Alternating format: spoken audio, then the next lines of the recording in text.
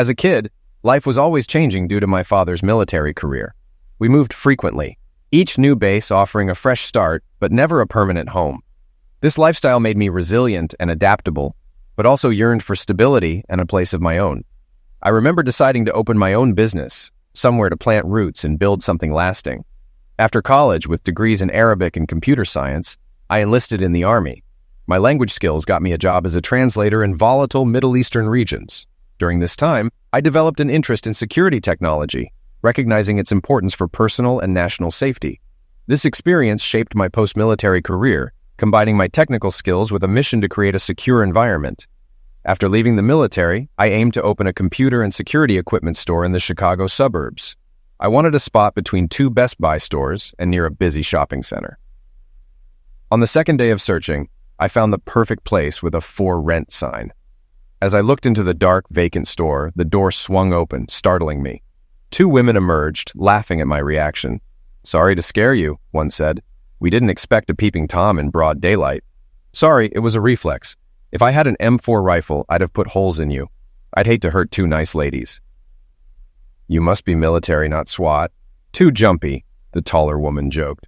"Looking to rent?" asked the shorter woman. "Yes. Is this space available?"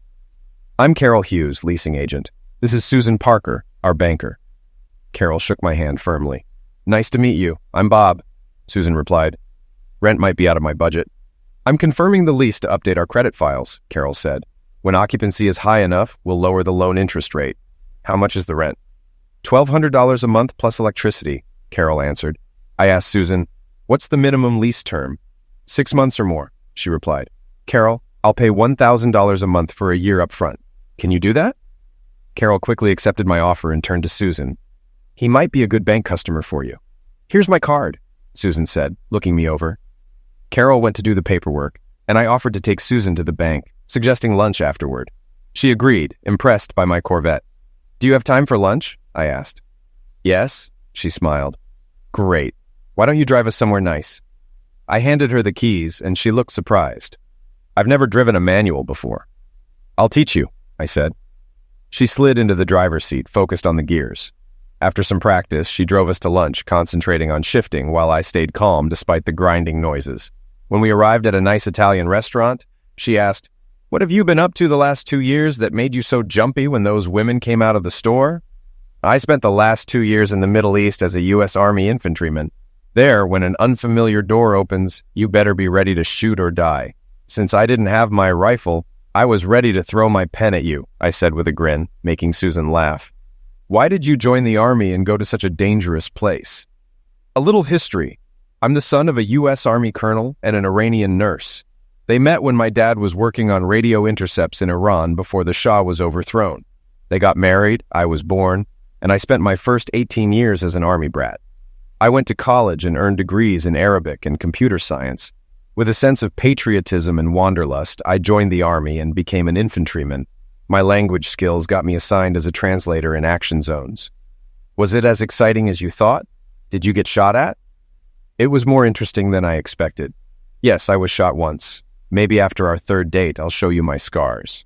Smiling, she replied, "Third date? Do I get a say?" "If you want to see them on the second date, I can set aside my modesty," I said with a grin. We had a great lunch, and she insisted on paying, saying, "It's on the bank. I'm always looking for good customers." As we drove to the bank, she said, "The girls will be jealous when I drive up in this. Then give them a show. Get out, show some leg, and toss me the keys." She did so with flair, waving as she went into the bank. After a few minutes, I called her cell. "What time should I pick you up for dinner on Saturday?" I asked. "Who is this? A guy gives a girl a ride in his Corvette, and she forgets him already," she replied. "Bob, I didn't recognize your voice. 7 p.m. works for me. Dress nicely. I'll be dazzling," she added. Saturday night couldn't come soon enough. "You look dazzling, Susan. All the guys at the VFW will love seeing you," I complimented her. "If you take me to the VFW, I'll never see your battle scars," she teased. "I can show them to you on the second or third date," I suggested. "No second or third date if you take me there tonight," she laughed. "I have reservations at Capitol Grill for a steak dinner if that works," I offered. "I like it. Do we have time for a glass of wine first?" she asked.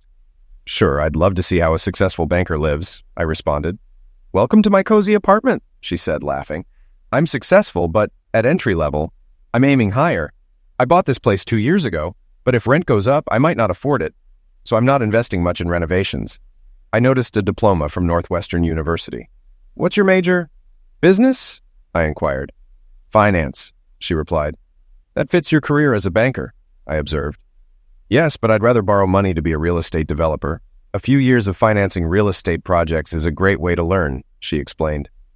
We talked about her college years and future plans, then headed to dinner. The evening was perfect with great conversation, food, and drinks. "How did your computer skills come into play in the military?" she asked. "My first combat mission in Mosul changed my duties. We raided an Iraqi fighter's house and found some computers that my comrades were about to destroy. I stopped them, insisting we take them to the intelligence officer. I handed the computers and documents to the G2 officer, who laughed and said, 'What are we going to do with this electronic garbage if we can't operate an Arab computer?' I responded, 'Besides being an interpreter, I can operate a computer in Arabic, sir.' After that, I was sent to the brigade intelligence officer. For hours, I worked at a desk, watched by high-ranking officers.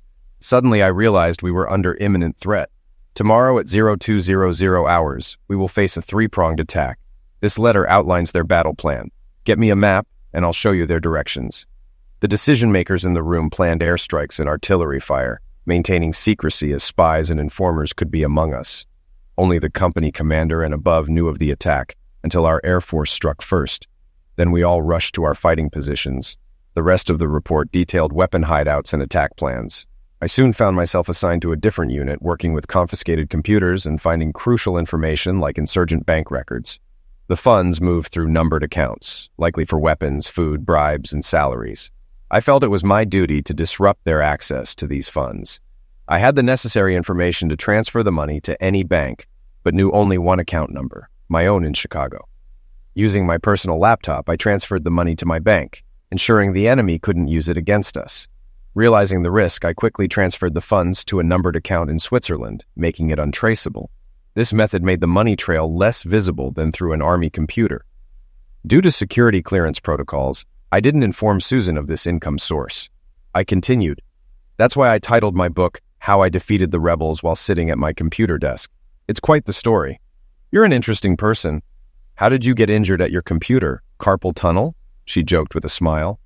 Sorry, I don't show wounds until the second date. I can do that. Let's dance, and I'll whisper a top-secret story to you. Laughing, we drove my Corvette to a club and spent a couple of hours there. When I pulled up to her apartment, she asked, "Would you like to come in?" "Yeah, I'd like that," I said. After a few glasses of wine, I decided to leave. "Was this date good enough for another one?" I asked. "Yes, I need a second date to see the wound," she replied. "Okay, I'll call you," I promised. "You're not leaving without a reward for a great evening?" She hugged me, rubbing my shirt, then gave me a warm, wet kiss. This prompted me to call her soon. On our second date, we had dinner and enjoyed a jazz concert. She asked, "Will you show me your war wounds during intermission?" "No, can I wait until we get to your apartment?" I replied. "Sure. Did you get a Purple Heart?" she inquired. She seemed doubtful, so I showed her a picture on my phone of me in uniform with the Purple Heart. At her house, I took a briefcase from the glove compartment. "Are you proposing tonight?" she asked. Smiling, I said, "No, that's for date number 6. This is my Purple Heart. Open it and see my name and wound details." She opened the box and read, "Shell fragment in the eye." "Right. Notice the scar on my eyelid," I pointed out. "How did it happen?" she asked. "I was making an omelet when a bad egg exploded, shooting me in the eye. The medical report said eggshell shard in eye, so I got a Purple Heart," I explained. She laughed, and after talking for a few hours, we became closer. Weeks later, I hired Betty Black as my office manager. She was older, attractive, married to a police officer, and had been laid off from Best Buy despite her extensive knowledge. She said her manager thought she was too old for their target market.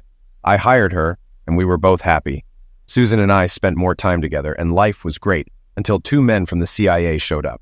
They showed their badges and wanted to talk. I feared what they could accuse me of.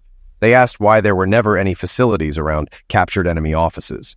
I just stared, experiencing my first froth attack in years. They didn't accuse me of anything, just mentioned that recent hacks of rebel computers revealed complaints about an American looting their bank accounts. They waited for my response, so I shrugged. Then came the surprise. They wanted me to work for them as a private contractor, paying me $20,000 a month. The first $500,000 of any funds confiscated from the rebels would stay with me. The rest would go to the CIA. They found me the most efficient at hacking enemy computers and believed I could recover more from the Iranians than they were paying me, plus my bonus. The implication was clear. If I didn't comply, they might investigate who was releasing insurgent funds. By the time I finished my tour in Iraq, I had over $1 million in Swiss bank accounts and $300,000 in a Chicago bank account. The CIA wanted me to keep attacking the insurgents' bank accounts. The only reason I didn't sign up immediately was my growing relationship with Susan. However, she saw the $20,000 monthly paycheck as too good to pass up. I didn't mention the bonus program to her. Since she needed to move out of her apartment, she moved in with me. I wired my apartment with security equipment to monitor it remotely and offered Susan the use of it while I covered all the bills. When I returned to the Middle East, I planned to spend 3 months there and 3 months in the States to avoid burnout and maintain my relationship with Susan. My first stop was a meeting at Langley with the CIA officers. They saw me as an asset worth more than a computer but less than a carnivore drone. They had simple rules. If I screwed up, the deal was off. If someone died because of me, they could liquidate me or take all the funds I had released. It was a long 3 months, filled with work on unexplored computers at the command center. The latest computers provided valuable data for the CIA. I mapped insurgent squad interactions and left some money in accounts as bait. Susan and I communicated daily on FaceTime despite the time difference. Our calls were worth the inconvenience. I also began physical training with the Marines at our compound, joining their morning workouts. Initially, they were wary. But once they learned I was an army brat working for the CIA, they accepted me. After the first 3-month stint, I met with the senior CIA officer in the country to review my work. He was pleased with the timely information I provided. He didn't ask about the funds I accumulated, and I didn't mention them. He asked, "Do you want to stay for another 3 months or go to the States and then come back?" "I'm heading back to the States to marry the most beautiful woman in Illinois. In 3 months, I'll return to continue my work. In the meantime, I've trained your raiding parties on what to capture when searching for a computer. I've also created a protocol to bypass terrorist defenses and gain remote control, allowing me to access it from Chicago to find the latest information for you." 2 days later, Susan's face lit up like a full moon when I arrived at O'Hare Airport. I had waited 2 months for our relationship to settle, and it felt real. I sent her a bouquet of flowers with a note saying, "You're more beautiful than these flowers. Would you join me for dinner at an exclusive restaurant this Saturday? You might want to buy a new dress." The restaurant was actually a penthouse suite at the Hyatt Hotel, with dinner on the balcony overlooking the city, a string quartet, and her favorite dishes. The bedroom was lined with rose petals. Susan was curious about our destination, but it was a surprise for both of us. We took a limo to the Hyatt, where the concierge greeted us and escorted us to the suite. Susan practically danced through the lobby. People looked at us like celebrities. We had our own waiter, champagne, and enjoyed the city lights. The string quartet played, the dinner was excellent, and the chocolate volcano dessert was perfect. After dessert, I lifted a silver plate cover to reveal a small purple velvet box. Susan was speechless, her hands trembling and tears in her eyes. I got down on one knee and proposed. She started saying yes, but I stopped her to finish my part, then asked, "Will you be my wife?" She replied, "Absolutely." Our wedding was small since neither of us had large families. We flew to Savannah, Georgia to enjoy the Southern charm. Back to our work lives, Susan introduced me to her social circle of realtors and developers. I spent 3 months in the States and 3 months working abroad. On our anniversary, I asked if she knew a realtor who could find us a nice house. She asked, "What kind of house do you want?" I said, "My lovely wife will decide. The only condition is the total cost, including furnishings and remodeling, must not exceed $1 million. She was shocked and worried about affording it, thinking it was a cruel joke. I assured her, "I have investments you don't know about. We can easily afford it. I wanted to make sure you married me for love, not for money." She smiled, called me a prick, and said it would be a cash deal. Susan made a great deal with a divorcing couple who wanted a quick cash sale. While I was away, she managed the remodel, and I kept updated via FaceTime. I requested a top-notch security system with hidden cameras and microphones because I had received a tip that terrorists were angry about their stolen money. I didn't want to be captured by vengeful enemies. I called Betty at the computer store for the best private investigator's name in town. she said. Tom Pappas is one of our best clients. Thorough, professional, but not cheap. He buys high-end surveillance equipment from us. Would you like his number? Yes, thank you. The conversation with Mr. Pappas was productive. He knew exactly what I needed and how to install it. Most of the electronic equipment in the house was integrated into my personal computer system, allowing me to control everything remotely. Susan was thrilled with her new home and expressed her love deeply. Without the distractions of dating or a husband away, she focused on building relationships within the local Home Builders Association and growing her loan portfolio at the bank. Starting my 4th year, I noticed changes in how Susan greeted me at the airport. The enthusiastic welcomes turned into complaints about my luggage. The last 2 greetings made me anxious, with her waiting impatiently in the car. Just take an Uber home. I'm busy. After 3 weeks at home, I tried to address the tension. Honey, you seem distracted. Is there something I can help with? Anything bothering you at work? No, I'm fine. This sounded an alarm in my combat-trained mind. A few minutes later, she said, We have nothing in common anymore. You're away for 6 months, and even when you're here, you're always working on your computer. What are you, an Iranian spy? I turned off my computer and gave her my full attention. No, I'm not a spy. My work is for the U.S. Department of Defense. I gather information from terrorists' computers. It's important for our country. Well, that makes you boring and uninteresting, and I don't like it, Susan said. What can I do to be more interesting? I'm open to suggestions, I replied. Knock me off my feet. Make me feel important, she demanded. All right, let's go to Vegas and L.A. for 2 weeks. No work, just us. You choose the shows and activities, and I'll handle the rest, I suggested. That sounds like a good start. I'll think about it.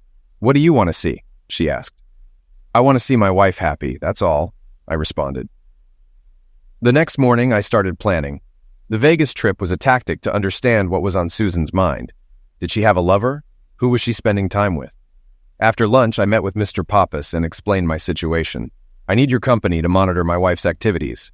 We can install a car tracker on her Audi, and I've already installed a beacon in her cell phone. I'll be out of the country from September 1st to November 30th, but reachable by phone or email. You've installed a sophisticated camera system, and I can share information as needed. There are rumors of a bounty on me from Middle Eastern rebels, and I want to ensure my wife's safety. She doesn't need to know this to avoid frightening her. Also, I want to know if she's having an affair, which could be a way for enemies to get to me. I need to be prepared for any trouble, I explained. Wow, Mr. Pappas said. You know my business protocol well. I'll do my best to meet your expectations. This will be costly, with an upfront payment plus monthly expenses depending on the services performed. I understand. I'll transfer the money for the first month. Thank you for your help, I said. I decided to do my own investigation. I started with Susan's closet, checking every shoebox, lifting the shoe shelf, and inspecting all pockets in her clothes. I found nothing. Then I noticed a small travel bag in the hall closet, secured with a small lock. I opened it with a paperclip and found a set of French underwear, cheap clothes, and shoes that had been washed several times. It was clear she was meeting someone.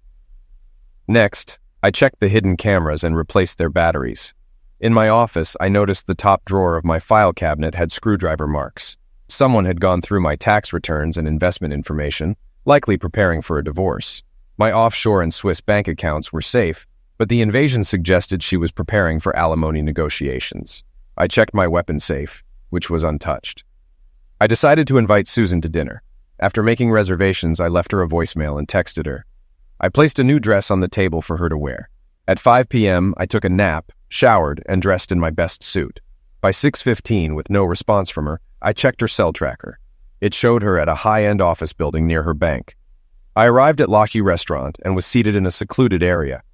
I ordered a bottle of her favorite wine and tracked her location, which hadn't changed by 7:20. I ordered soup and noticed sympathetic looks from other diners as I sat alone. At 7:30, my phone vibrated. It was Susan. Hi, honey. Please forgive me, Bob. My phone died and I couldn't get my messages, Susan said. I understand, I sighed. Will you come to my place for dinner? This is for you since you said I wasn't attentive enough. Are you still waiting for me? I asked. Yes, Bob. I just finished a great soup and my salad is on the way, she replied. I'll be there in 30 minutes. I'm really sorry, Bob, she added. Great. You'll be here just in time for dessert and drinks, I said. I had just finished a ribeye steak when Susan burst in, out of breath with disheveled hair and a wrinkled blouse. I can't apologize enough, Bob. You were trying to make this night special and I ruined it. What can I do to make it up to you? She asked. Have you eaten yet? If not, order something while I get dessert. Then you can tell me about your day, I suggested. No, I'm very hungry. I heard they have a great triple chocolate brownie here, she said. Order that, and a scotch on the rocks, I said. I ordered 2 brownies and asked, So, how was your day? It was hectic. We had a problem with the wording on the mortgage for the shopping center on Douglas Street. The bank thought we were mortgaging 2 buildings, but the borrowers thought it was just one, she explained. Did it take all day? I asked. No, it started in the afternoon and went until now, she replied. Who was involved in these negotiations? I inquired. Why all the questions, Bob? It's just another day at work, she said, sounding irritated. After you didn't return my calls and texts and embarrassed me by not showing up, I think you owe me more than just another work day. Do you think that's overstepping? I asked, feeling frustrated. No, it's not out of line, but I don't like being questioned as if I'm hiding something, she retorted. Are you hiding something or someone from me? I probed. No, I'm not, she snapped back. Then why are you so defensive? I'm just making small talk. Many people ask about their spouse's day, including who they worked with. But if you think I'm invading your privacy, I won't ask anymore. Let's talk about something neutral, like the weather, I suggested, trying to lighten the mood. Don't be so smart, Bob, she said. I thought today was warm for this time of year. Did you get to enjoy it? I asked. Okay, I'll play your game. No, I didn't leave the office. They brought us sandwiches, which I hate. That probably ruined my mood and made me grumpy with you. I'm sorry I snapped at you, she admitted. That's okay, honey. I love you, grumpy or not, I said, trying to reassure her. The rest of dinner was more relaxed as we discussed weekend plans. However, I sensed she was lying about her day. Checking her phone calls could be revealing. When she went to the bathroom, I checked her phone. It was 75% charged, contradicting her dead phone excuse. At home, she immediately showered, which was unusual unless she had been in the field. On the first day of my investigation, I learned a lot. It was crucial to keep appearing ignorant. In Illinois, infidelity isn't grounds for divorce, so I didn't need proof of her cheating. But irreconcilable differences could justify a divorce. My goal was to protect my assets. While reallocating my portfolio in Switzerland, Susan unexpectedly entered my office. I failed to notice her approach. She asked, "What are you looking at?" I turned and saw her reading my screen from 4 feet away. If I hid it, she'd know I was secretive, so I shifted her attention. I'm reallocating investments, deciding between Google and Amazon. Any suggestions? Ignoring the numbers, she said, $3,646,962.44? Is this your money? There's no name, just numbers. Unlike her, I felt the need to be mostly honest. Yes, this is my bank account in Switzerland. It's money I made trading goods while I was bored in Afghanistan. Why don't you transfer that money here so I can spend it? Susan asked. That money stays there to avoid huge income taxes when brought into the U.S. The $1 million you spent on this house and furnishings was part of that income. It was my gift to you, I explained. Are there any other accounts outside the U.S. I don't know about? She inquired. Yes, I admitted. How many accounts and how much money? She pressed. I smiled. You've used your one honest answer. She got angry, but then jumped into my arms. Great. Keep surprising me. I need a Ferrari and a bigger house, she exclaimed. Wait, honey, I plan to spend that money on us, but we need a plan. We could blow it now, or I could triple it in 2 years. Would you rather have $10 million in 2 years, or $3.6 million now? I buy you a new Audi SUV every year, and there's more to come. I love you and did this for you, I said. Yes, I agree, she said with a smile. Good. I'm off to my next appointment. I just stopped by to pick up some papers. See you tonight, love boy, she said. I was angry at myself for not handling the situation better, but it turned out better than expected. Telling her most of the truth felt good. Maybe our marriage wasn't on the rocks. However, I had to prepare for the worst while hoping for the best. I rented a storage unit and moved personal and professional items there, backed up important computer data, and packed clothes for a quick getaway. I didn't want it to seem like I was leaving, just preparing for a strategic withdrawal. The next step was a trip to Langley to see my supervisor. I requested a new identity, explaining that the rebels knew someone was pirating their funds and had put a price on my head. 2 weeks later, I had a new identity, Tyler Connors, with a new passport, driver's license, social security number, and work history. I arranged a buy-sell agreement with Betty Black, transferring all store assets to her including $50,000 in cash. I explained my concerns to her. Betty, I have a bad feeling about my next trip to the Middle East. If I don't return, all store assets go to you.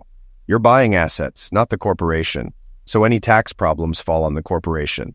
I'll be moving funds through the corporation as I restructure my finances. The purchase price for you is $50,000. Do you have any questions? I asked. Yes, I do. Why are you doing this for me? She asked. You've been a great friend and business partner doing most of the work while I stayed in the background. But there's a catch. One day, you may be contacted by Tyler Connors. If that happens, do whatever he asks without discussing it with anyone, including your husband. I guarantee you won't be asked to commit a crime. Just do him a favor. He has saved my life several times. Do we understand? I asked. I understand, Bob, but I wish you wouldn't talk like that. It's bad luck. Thank you for thinking of me, but I'd prefer you come back and we continue working together, she said. That's my wish too, but I wanted to ensure you're taken care of if something bad happens to me, I replied. Susan vowed to be a more passionate wife and almost set our mattress on fire. Mr. Pappas found nothing suspicious about her behavior. She often visited a luxury apartment building owned by Silas Cohen, spending hours there. Susan had set aside the last 3 evenings of the following week for a Home Builders Association seminar and convention. She told me she'd be home late each night. I saw the convention materials on the kitchen table and asked about the dance on Saturday night. Yes, a big dress-up party. Best suit or tuxedo for the men and little black dresses for the ladies. There will be a live band and an open bar. I'll probably be home very late. It says spouses are invited. Do you mind if I go with you? You say I need to have more fun. We haven't gone to a dance in a long time. Susan wasn't enthusiastic. You don't know anyone, and I'll be busy developing business relationships. You might have to sit alone for an hour, and you don't like that without a computer. Ignoring her snide remark, I said, You want me to change, so I'm changing. I'm trying to be the kind of husband you want. I informed Mr. Pappas about the party, and he promised to set up equipment to catch every sound near Susan's purse. He also gave me a microphone to record conversations. This would protect me from any misinterpretations. I could turn the recorder on or off with a swipe of my hand in my suit pocket. Susan stayed home late the first 2 nights of the convention. When she got home, she didn't run to the shower but snuggled up to me and said goodnight. Saturday night, I dressed in my best suit and waited in the living room when Susan came downstairs. She looked stunning. You look amazing, my dear. That dress suits you perfectly. Susan wanted to ride in my newest Corvette. The table reserved by her bank had a great view of the catwalk and dance floor. 2 couples were already seated, and I was introduced as Susan's husband.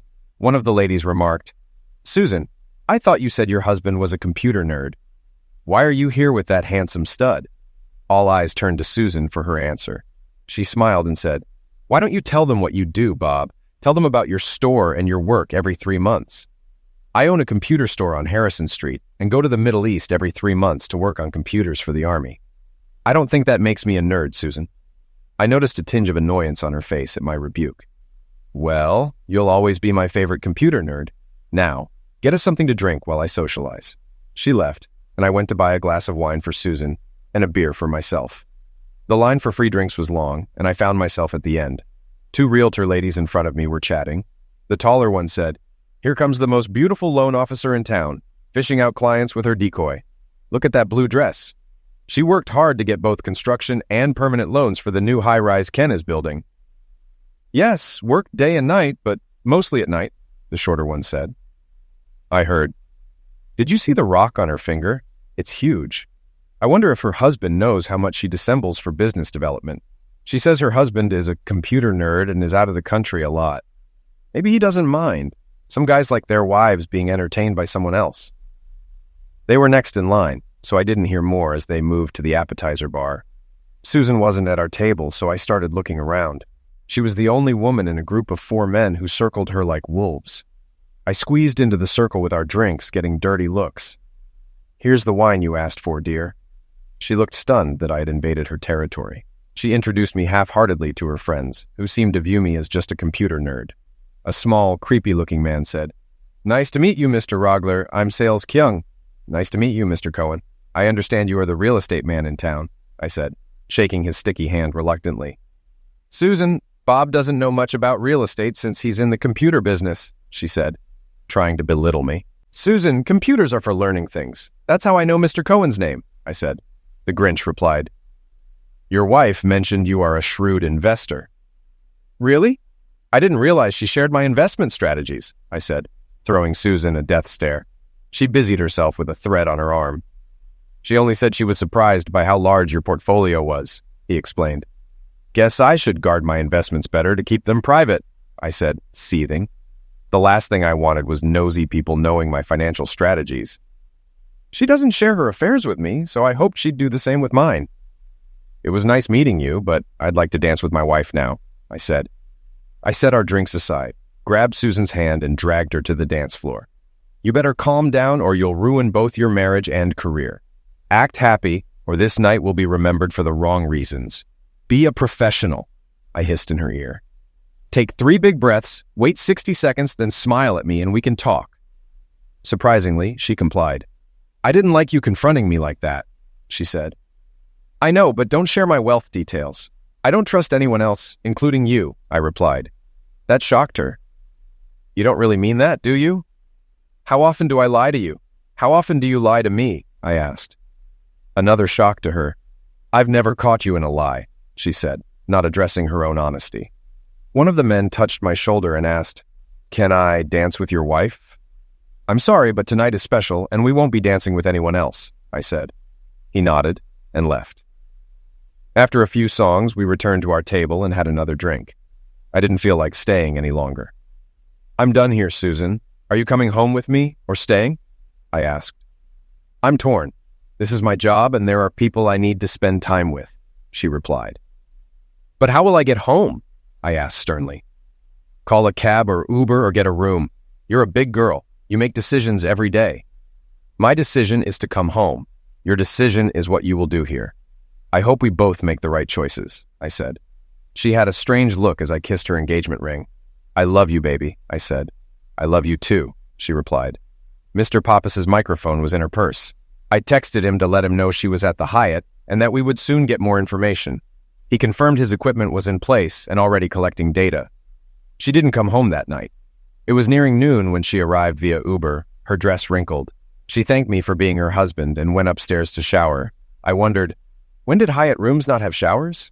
I held my tongue as she said, I'd like coffee and toast and then go to bed if you don't mind. Placing toast with her favorite jam on her plate, I asked, What did you do after I left the dance? I danced with Dan Davis, the man you refused to dance with. He said you seemed nice. I talked to about 20, 30 people, making sure they knew I valued them, she said. She didn't say if she went to her room or someone else's, nor where she had breakfast. I'll find out from Mr. Pappas.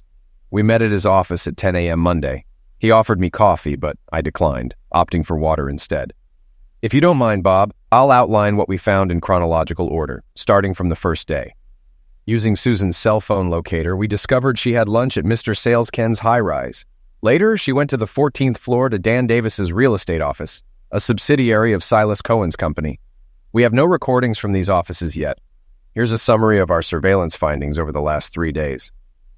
She told Dan Davis on the phone that she was disappointed in your participation at the Home Builders Convention and would rather be with him to eat, dance, and make love all night. She planned to pretend to be drunk and unable to drive home. Davis made a derogatory remark about you, and she cut him off, reminding him not to berate you because you are her husband and she's using him for business connections. In another call, she said, I've made up my mind. You need $3 million for the new condominium. By selling part of that center, I can get the money from Bob and become an investor. He probably has more money stashed away. Davis asked, Where'd that nerd get all that money? She replied, If he has $3 million, that's $3 million more than you. Let's put the divorce plan on hold until I find out his cash position. It might be better to stay married and control his money than to divorce and get half. At the convention, she told Silas Cohen you could fund the equity stake in the mall. After you left the dance, she invited Davis to dance, saying, Bob has gone home, but he may have someone watching. We have to be careful. This will be our only dance tonight. I'll get a room and call you after midnight to come to my room. Mr. Rogler, I'm not going to replay or repeat your wife's conversations with Davis after midnight or the next morning. They're not something a husband should hear. They are your property, and you've paid for them. But I'll keep them in case you want to reconcile and listen to what she thinks of you. Do you want to continue the surveillance this week? Slowly, I said, please continue the surveillance for the next 2 weeks, and then stop. I want to listen to the recordings, but understand your advice. Thank you for helping me stay sane and focused on my future. I closed all my IRAs, knowing Robert Rogler would pay taxes on the withdrawals and capital gains from the Merrill Lynch account. I changed the beneficiary on my life insurance to the Wounded Warriors Project. I maxed out joint credit cards to buy Krugerrands and traded my Corvette for Bitcoins. As Robert, I signed a power of attorney for Tyler Connors. I emptied and closed my safe deposit box, transferring funds from the Swiss bank, IRA, and Merrill Lynch to another account in Grand Cayman, leaving some money in the joint account. I moved all valuables from the weapon safe to the vault, leaving a flat box containing $1,000 and $20 bills with tear gas bait money. Susan would get sprayed with tear gas if she took it. I left the weapon safe combination on a piece of paper. Susan subtly tried to convince me to invest in the mall. I told her to prepare a full analysis of the deal, keeping her busy while I finished my plans. I decided to relocate to Scottsdale, Arizona. I contacted a realtor for a 4,000-square-foot Adobe-style home with a pool, mountain views, and a golf course for about $3 million cash sale. I no longer felt love for Susan, only a desire for revenge. I decided to get away for a few days, telling Susan I had to go to D.C. for work. Instead, I booked a flight to Phoenix to buy a new house. Susan didn't offer to drive me to the airport, likely confirming my departure for her lover. I opened new bank accounts as Tyler Connors and transferred $4 million, $3 million from the Swiss account, and $1 million from Grand Cayman. I bought the perfect house and arranged for the realtor to store some items securely. I monitored our house via motion-activated cameras and saw no sign of a lover. Susan was working on a shopping center prospectus for me. I returned to Chicago with a smile, my plan in motion. Susan was waiting for me at the airport in her Audi. "Welcome home, my wonderful husband. I've missed you," she said. "Yes, it's been a long trip," I replied. Early the next morning, I quietly got dressed and left the house. I didn't want to see or talk to her. Mr. Pappas was glad to see me and had important updates. He recorded Susan visiting the Ken building, first Davis's office, then Mr. Ken's. In Cohen's office, Susan, Cohen, and Davis discussed using my money. Pappas said, "Ken is very successful in real estate but lacks liquid capital.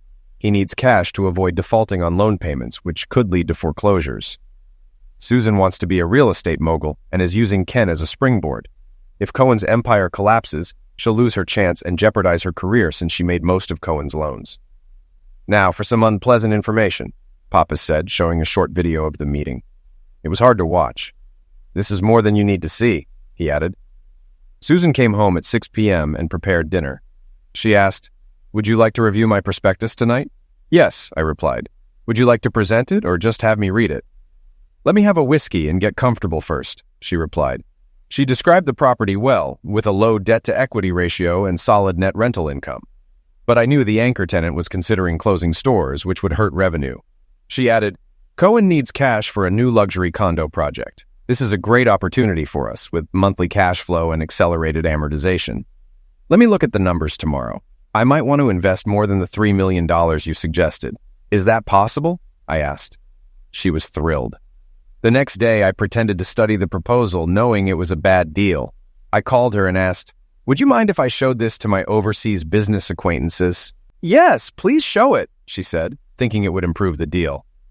I thought, better for us? Define we. Are we a couple or you and your lovers? I said, "I'll call my friends and see what I can do."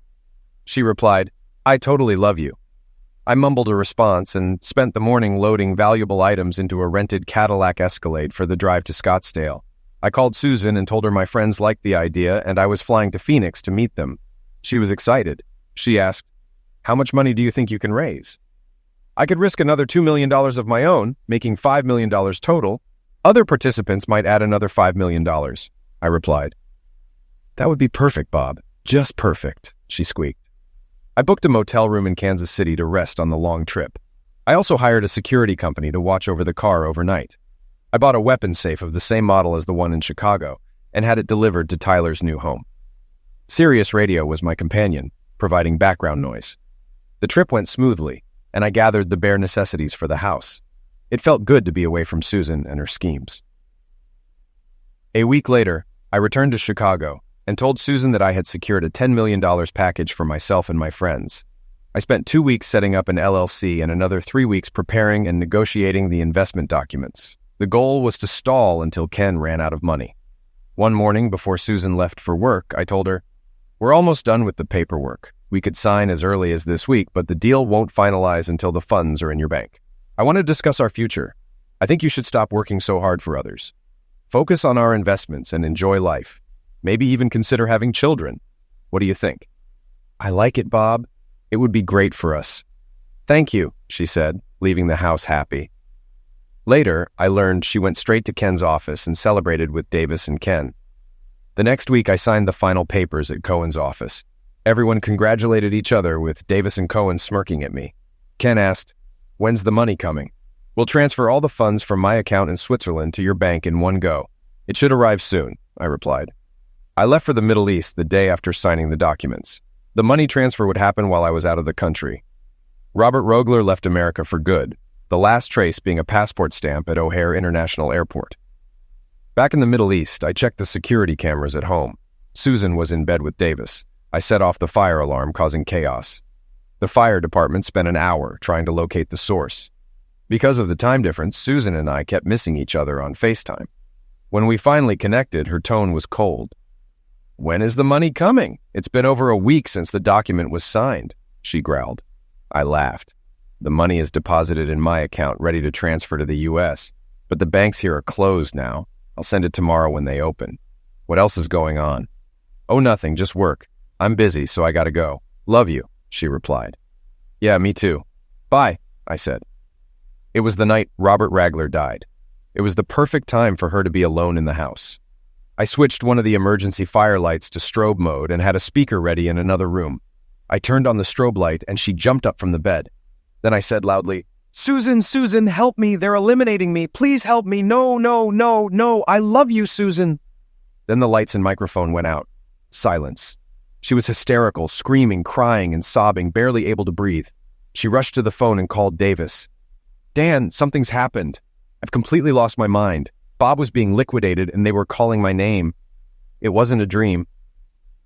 I got out of bed and was walking down the street when I heard it. "I'm so scared. Can you come here?" she pleaded. "I'm a little busy right now. Since it was a dream, it's no big deal." "Have a glass of milk and go to bed, you idiot," he replied. Just then, my phone rang. It was her, and I didn't bother answering. Instead, I smashed Bob's phone into pieces. Susan had no other way to contact me, no contacts at all. She was blindsided and alone. What would she tell Cohen? Where was the money they promised her? None of them knew the other parties in this deal except Bob. Without that $10 million, the Cohen conglomerate would collapse. I watched her sprawled in a large puddle on the living room carpet. Her plan to create a real estate empire had failed. She would likely be fired from the bank and lose her sources of income. Her bank salary didn't cover her lifestyle. Bob's money did. She had $1 million house, but it was in both our names, and without Bob's signature, she couldn't sell or mortgage it. She could live there, but it was an expensive house with monthly taxes, utilities, and insurance. In Illinois, you can declare a person dead after 7 years of no contact or 12 weeks with proof of pass away. Documented events like an airplane crash or a massive fire are needed. Neither the U.S. Army, Marines, nor the Iraqi government will issue pass-away certificates. Bob asked his CIA supervisor to freeze his personnel file and deny any CIA contact with Robert Rogler. Under the pretext of protecting his family from insurgent retaliation, Robert Rogler would cease to exist. Tyler Connors would take over Bob Rogler's position. Susan would have to wait 7 years to sell the house. She didn't have the codes to Bob's offshore accounts. The only money she had now was from the bank. I hated to part with the $1 million house, but I was still going to lose at least half of it in the divorce. The remaining $500,000 was a big price to pay for leaving. I watched the drama over the next few days while she hoped Bob was alive. Now we were ready for the final act. Like many other servicemen overseas, their wives and girlfriends often cheated on them. When my Marine buddies found out about my problems, they asked if they could help, strike someone up. I, on the other hand, wanted something more lasting and fun for myself. The funniest part was that she had no idea I knew she was a strumpet, and that I orchestrated the entire collapse of her career and friends until she was pushed out of the house. I laughed at her impending financial crisis. We went outside where we couldn't see our compound and set up 2 tables, covering them with a blue tarp. One Marine, dressed in tribal clothing, took an AK-47 from the weapons room and placed it on the table. I sat between the tables with only my head above the blue tarp that was wrapped around my neck. Chalk had been applied to my face to make it gray. My lips were painted dark blue and my hair was salted. Ketchup was splattered all over the table and around my neck. It looked like I had been decapitated and the rebel was holding my head so it wouldn't roll off the table. We took several pictures from different angles and decided that the best one was a straight shot with my blue eyes staring point blank. The Marines decided it was the perfect reprisal for me. 3 weeks later, 2 Marines came to Susan's house and knocked on the door. Davis opened the door and said, "We've already given the money to the Salvation Army," and started to close the door. The closing of the door was interrupted by a size 11 shoe. "We're here to see Mrs. Robert Rogler about her husband." Susan said, "Please come in." The Marines were in dress uniforms but without name tags. My Marine buddies and I watched everything through the security camera. "Are you Mrs. Robert Rogler?" one of the Marines asked. "Yes," Susan replied. "We have a picture of an American liquidated. We think it might be your husband. This is our only method of identification since we can't get DNA from the photo," the Marine explained. She gasped and turned pale. "Okay, let me see the photograph." She immediately started sobbing. "No, no, no! Why him? We were going to start a family and let me quit my job. He called out to me the night he died. He told me he loved me. How can I live with myself knowing what I did to him? Where are the rest of his body parts?" she asked, gradually stopping crying. 30 bodies were dumped in a pit and bulldozed. The heads are stacked in a large pile outside the compound, the Marine said. She began to vomit while sobbing uncontrollably. I wasn't sure if it was because she loved me or because of the impending financial collapse she knew was coming. "We're sorry to have such bad news for you. Would you like us to call someone for you?" the Marine asked. "No, thank you," she sobbed as they walked out. One of the Marines picked up the picture and put it back in his briefcase. Across the block, they laughed at the part they'd played in bringing her down. Her husband had abandoned her and kept all his money. As they got into the car, they heard Davis yell, "Where's our $10 million? What happened to the $10 million? How do we get our $10 million? We're all going bankrupt without it."